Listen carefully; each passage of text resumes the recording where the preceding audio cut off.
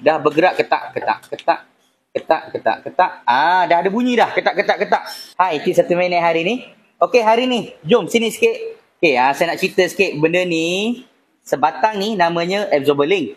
Ni, absorber link ni, atas dia ada ball joint, bawah dia pun ada ball joint. Tapi, jom saya nak tunjuk sikit. Zoom sikit. Ni, nampak tak apa jadi kat ball joint dia ni? Dah bergerak ketak, ketak, ketak, ketak, ketak, ketak.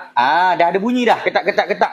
Jadi, kalau dia longgar macam ni, kalau anda bawa kereta, lalu jalan tak rata tu, memang boleh keluar bunyi, ketak, ketak, ketak.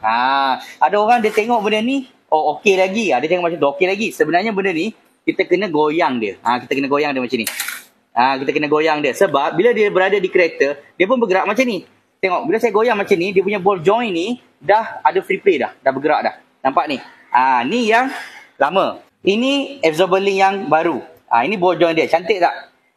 Cantik. Tengok, bila saya nak gerakkan pun, memang keras tu. Nampak? Saya nak gerakkan kiri kanan, memang keras. Berbanding yang lama. Ini yang lama. Nampak?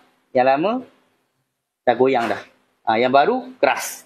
Jadi, kalau dia longgar macam ni, memang bila kita lalu jalan tak rata tu, boleh keluar bunyi. Ketak, ketak, ketak, ketak. So, kalau siapa kereta tu nak repair, nak bunyi hilang, nak handling mantap balik, boleh bawa datang